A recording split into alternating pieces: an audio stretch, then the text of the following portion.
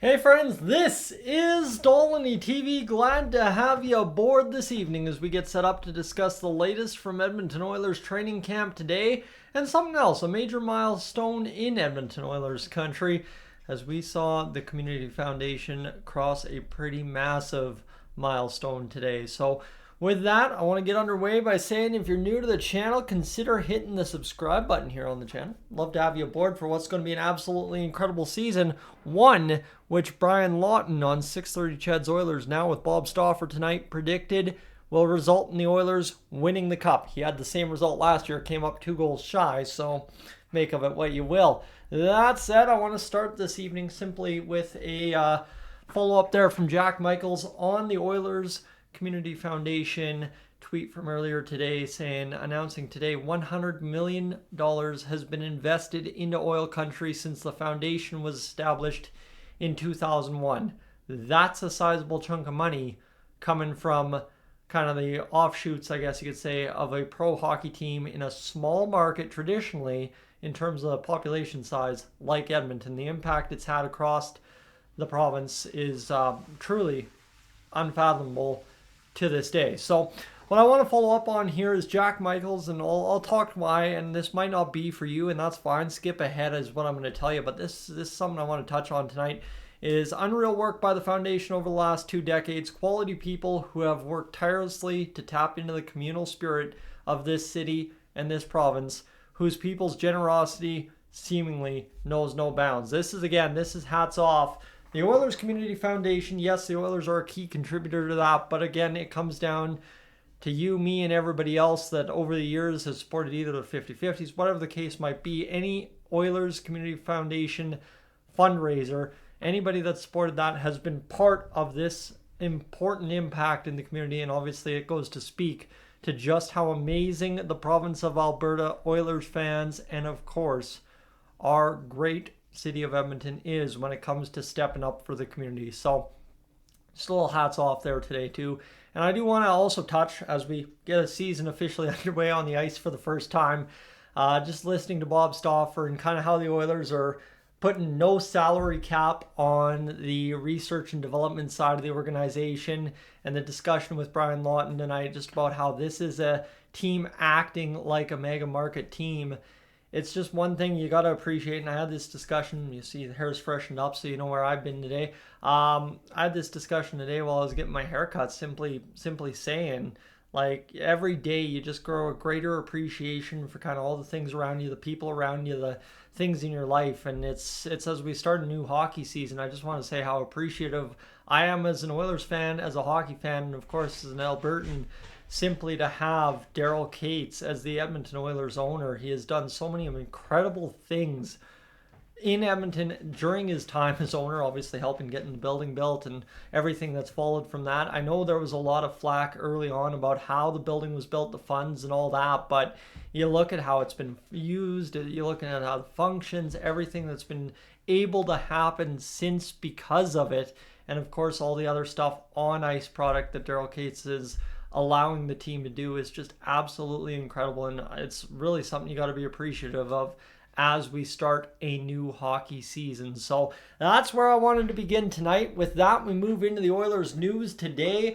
Unfortunate news here on the trade from Ottawa, that being Robbie Yarventi, who came over for, I believe it was Bourgault and Jake Chiasson, trading with old friend Steve Staios back in the summer there.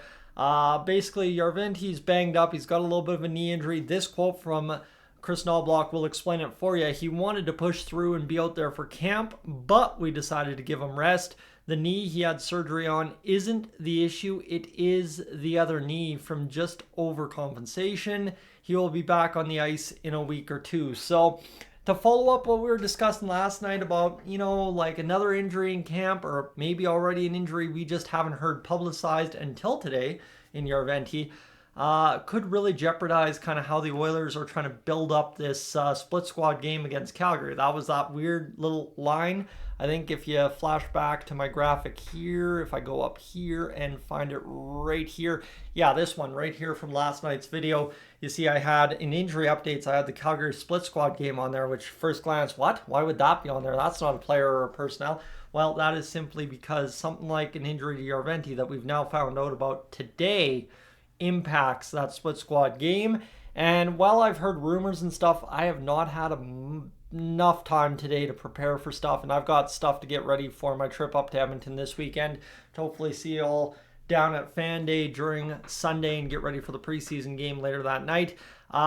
This is really the only thing I can keep finding on it, but Jasper Weatherby, a 4th round pick of the San Jose Sharks in 2018, is also at Edmonton Oilers training camp. I think from what I'm understanding, there might be an official announcement tomorrow, but again, similar to that whole Tony DeAngelo fiasco we had on the channel a couple of weeks ago, there's a reason I put question marks, because when I'm not sure, I just question it, and we'll leave it up to the official announcement from the Oilers to clarify everything for us. Not saying Jason Gregor's blowing smoke, but you just want to say, again, maybe I'm missing something, combing through everything on shorter notice tonight, trying to scramble to get a video up.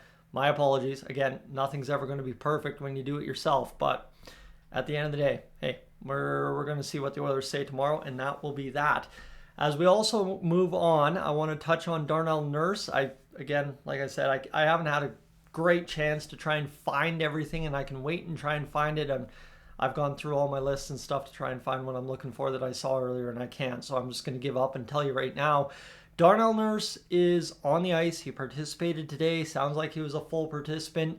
But the plan is he'll miss most of the preseason. He'll sneak into the last couple preseason games.